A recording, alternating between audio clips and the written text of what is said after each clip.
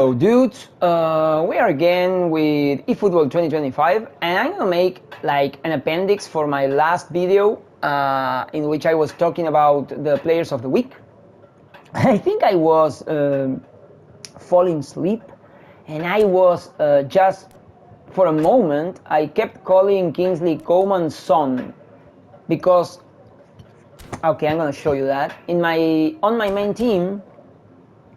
My main winger, like forever, is Son. So I was thinking, lacking of certain abilities are not good for a Son, you know, Son Heung-min. God damn it, man! My mind really just went completely to shutdown mode. I wanted to just take a nappy nap. Okay, so I talked to you about why I was firing Nkunku and Doku, and I actually wanted to show you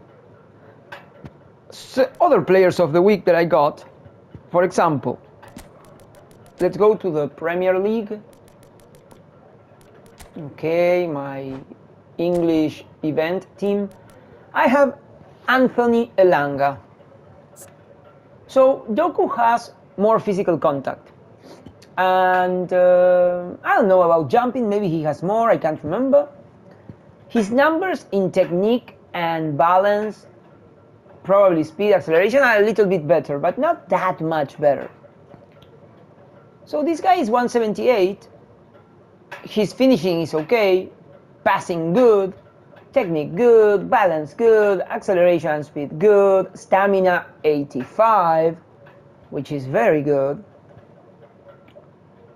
But of course he has non-dominant leg precision high, but he has like the double touch, the soul control, the long range curler, the long range shooting, one touch pass, through passing, pinpoint crossing, outside curler, and fighting spirit. So you see, when I see this type of build, I saw Elanga during that week, and I thought, oh wait, I mean, I want this guy because he has every ability, every super important ability. He's missing one time shot, but he cannot have all the 15 needed abilities. He can have only 10. So it's very difficult for a player to, for example, not have scissor feint and have one touch shot, because that will be a perfectly built player. And you know, they kind of remove something, like they kind of take something away, because then it will be abusive, I think. Okay, so that's an example of a very good player. Another one, because Nkunku and Doku could be wingers. So check this, another player of the week, one that I kept, of course. Why I kept this guy? Because I saw his numbers, and he was like 171. Tight possession 82, he's going to turn anyways because he has very good ball control and dribbling, and he's super short, so he's going to turn. His passing is okay, his finishing is good, speed and acceleration good, kicking power very good, physical contact very nice, balance and stamina amazing for a short guy. But again, we go this way, non-dominant leg precision high. This is a prolific winger, I really like that. And he has double touch soul control, long range curler, long range shooting, one time shot, through passing, pinpoint crossing, outside curler, penalty specialist, fighting spirit. What is this guy missing? Heel trick and one time pass.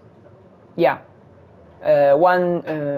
it's not one time, it's one touch passing and heel trick. But even if you remove the penalty specialist, you can only have one more ability. In my case, it will be one touch passing and not heal trick. Or I will desire not to have long range shooting and no penalty specialist, and to have heal trick and one touch pass. But as I said before, it's like going to the restaurant and picking with a menu. It's not fair. It wouldn't be reasonable. So this guy is very, very difficult to get. A combination like this is very difficult to get. So when I see something like this, I go crazy. I really want players like this. And for example, okay, this is an epic player, but remember in Kunku, I gave Pires both AMF positions like many other people did, because he's really not good for winger, but he's a very interesting playmaker as an AMF. And of course, he's an epic player, and he's gonna be more or less perfect. So what happened with Nkunku? No stamina. Check this guy, 95. And Nkunku didn't have like well, I can't remember. It was, well, there was like 2 or 3 abilities, right? But check this guy. He has double touch, long range curler, chip shot control, long range shooting, one time shot, one touch pass, through passing, weighted pass, pinpoint crossing, outside curler, and you can add 5 crazy abilities. And then you have the soul control, the heal trick, the fighting spirit. The other one, I don't give a fuck about that one. I just gave him that because I didn't have anything else to give him. So this is the kind of player I want to have. This is a properly built player. And when it comes to play, okay, check this one. This is perfectly comparable with Doku. So he's a whole player, better than winger. He has very good tight possession, very good balance, very good kicking power, and very good finishing, good stamina, yeah. Now his non-dominant leg precision is medium, but he has the outside curler. Now he has double touch, cut behind, soul control, heel trick, one-time shot, one-touch pass, through passing, weighted pass, outside curler, low lofted pass. This guy is a monster, and I think pinpoint crossing might have been better than weighted pass or low lofted pass, and he's missing the long range curler. That's kind of hard on the player, but with all these abilities, I can accept not having fighting spirit, because he has like 86 and a lot of kicking power. So this guy is going to perform properly. He's going to be good. I would like to get another Foden with fighting spirit and long range curler, of course. If I get that, I'm gonna fire this fucker, even if he's a whole player and the other one is a creative playmaker. So yeah, that's the difference. Doku has medium non-dominant leg precision, but he has no and he has no outside curler. So that's the kind of thing that makes me fire a guy. Justin Kluivert. And there is another one that is better. The one that came after this one was ambidextrous. But this guy, AMF, comparable to Nkunku, let's say. His technique numbers are lower, but they're very good for a guy with 172 height. So he has good technique, good passing, very good finishing, with some curl. very good set pieces. He has some defense, very good speed, very good acceleration, very good kicking power. AMFs should have kicking power. Jumping is not that bad. At some point he's going to win some aerial ball. Physical contact is fine. Balance is fine. And stamina is kind of low. But he's going to be... No. This is like Nkunku. Okay, so this guy is like Nkunku. Stamina is low. But he has the double touch, the flip-flop, and the soul control. He has full Neymar's double touch. So Nkunku was missing the soul control. And with that, I cannot perform the super shot from afar with the AMF. That sucked. But this guy, this is the full package. And this is what we should aim for. Cards with a full package. He has long-range curler, long-range shooting, one-touch pass, pinpoint crossing, outside curler, penalty specialist, fighting spirit. Now, he's missing the heel trick. Fuck, Nkunku had the heel trick, but I prefer soul control or heel trick. No, man, soul control. Of course, I prefer soul control, and I prefer full Neymar's double touch. And he has no one-touch, one-time shot. But I prefer one-touch pass and outside curler. With long-range curler and long-range shooting, AMF is better than with no long-range shooting and one-time shot. So, this is the kind of thing you need to learn. AMF, long-range shooting or one-time shot? Well, of course, both of them. But if you need to choose, in my opinion, long-range shooting. Long-range curler or long-range shooting? Long-range shooting. Long-range curler or one-time shot? One-time shot. You see? That's the kind of thing you need to learn. Of course, you can disagree, just give me your opinion in the message section and shit. Okay, so that's why I ended up firing guys like Nkunku and Doku. And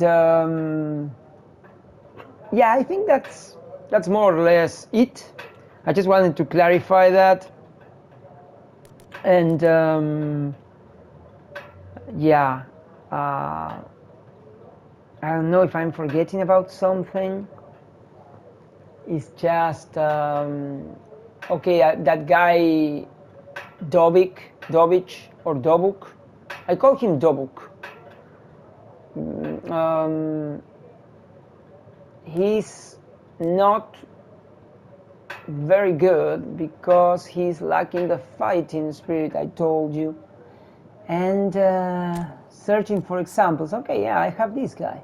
You see, this guy has numbers like close to Dobic or Dobuk. But while he has no technique and no passing skills,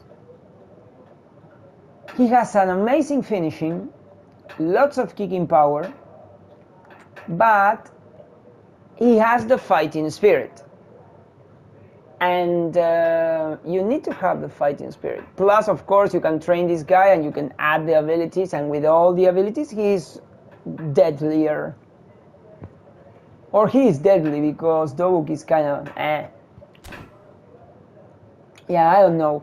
I just wanted to explain why I was firing such apparently good players. But yeah, you need to aim for stuff like these guys. I mean, I want to finish the video right now, but I'm gonna show you. I already did this like 2 months ago when they came out. But for example, Julian Alvarez. I had a previous one from Argentina, and I got the penalty one. And even when you can add the positions and abilities, this card is good enough. I mean, because this is already built.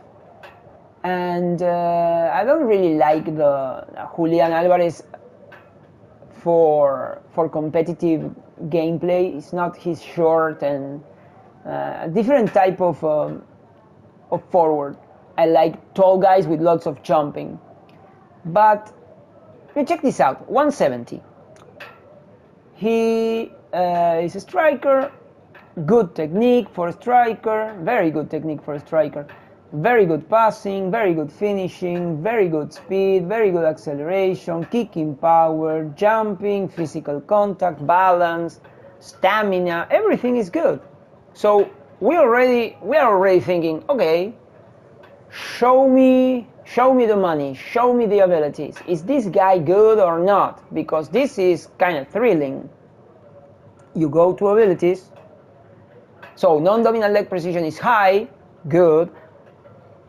And remember, the main reason I fired Dobuk is because he had non-dominant leg precision medium, and that's a sin. That's a sin for an AMF and for a striker. So this guy is also unwavering. And check this out. This is very nice, very nice. He has cut behind and turn, soul control, long range curler, rising shot, long range shooting, one-time shot, one-touch pass, through passing, pinpoint crossing, and fucking fighting spirit, man. Julian, you're a great player, man, and this is a great card. He has everything. As a striker, he has everything. He's missing the outside curler. I would love to have outside curler instead of pinpoint crossing, but dude, this guy is super good. He's missing the chip shot control, but I'm not gonna switch chip shot control for through passing or one touch pass or pinpoint crossing. No way.